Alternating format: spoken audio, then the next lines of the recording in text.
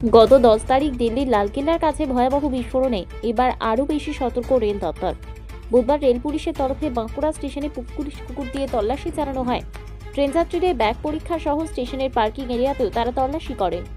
Rail কর্তৃপক্ষের এই উদ্যোগ যথেষ্ট প্রশংসনীয়।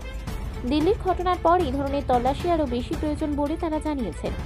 আরপিএফ এর ICTK রায় বলেন, চলতি মাসের 10 তারিখে দিল্লির ঘটনার পর ঊর্ধ্বতন কর্তৃপক্ষের নির্দেশে ধারাবাহিকভাবে এই অভিযান চলছে। একই সঙ্গে পার্কিং এরিয়ার উপর বিশেষ নজরদারি চালানোর পাশাপাশি নিরাপত্তা কর্মীর সংখ্যাও বাড়ানো হয়েছে বলে তিনি জানান। দরকার আছে সমস্ত জায়গায়, সর্বত্র, শুধুমাত্র রেলে না, সমস্ত বাস স্ট্যান্ড, স্টেশন, সমস্ত জায়গায়। দিল্লির ঘটনার পরে কি একটু বেশি সজাগ হয়েছে? হ্যাঁ, সে তো হবেই। কি বলবেন এই দিল্লির ঘটনা নিয়ে? ভালো তো হয়নি স্যার। কি চাইছেন আপনারা? আরও নিরাপত্তা বাড়ানো হোক, এটাই আমরা চাইব। দেশে যেটা ভালো হবে। স্বরাষ্ট্রমন্ত্রী আছেন তো অমিত শাহ, উনি তো আরও গোটার জন্য আমাদের নাশকতা তো একটা মানে বাজে জিনিস না, এটা আমরা চাই না যে নাশকতাটা হোক, যাতে সুস্থভাবে সবাই ঠিকভাবে চলতে পারে, সেটা একটা নাশকতাটাও নেই। পুলিশের এই উদ্যোগ হ্যাঁ, এগুলো করা দরকার। এর বেশি আমি আর কি বলবো, আমি যাচ্ছি।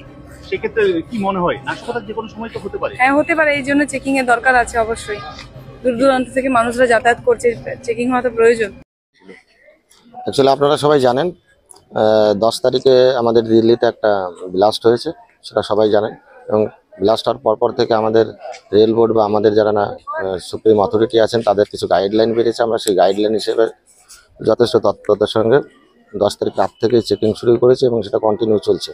আমি এবং আমাদের জিআরপির ওসি সাহেব আছেন, আমরা যৌথভাবে এবং আমাদের ডগ চ্যাম, তারপরে আমাদের BDDS টিম এবং আন্ডার ভেহিকেল মিরর, বিশেষ করে আমরা লাগেজ এবং কি বলে আপনার পার্কিং এরিয়াতে গাড়িগুলো বিশেষ করে নজর রাখছি।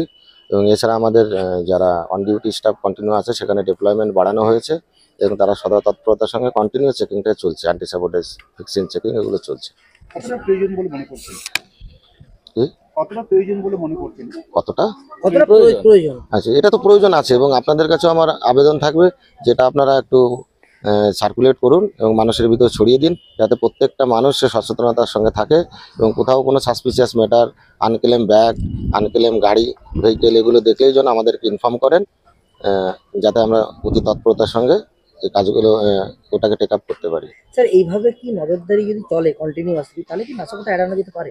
নিশ্চয়ই, এবং শুধু আমাদের নজরদারিতে না, সাথে সাথে আমাদের যারা প্যাসেঞ্জার বা লোকাল যারা রিসাইডার আছেন প্রত্যেককে সচেতন হতে হবে এবং আমাদের সঙ্গে তাদের কোঅপারেট করতে হবে। রিয়েল টাইম আমাদের ইনফরমেশনগুলো আমাদের দিতে আমাদের সুবিধা হবে।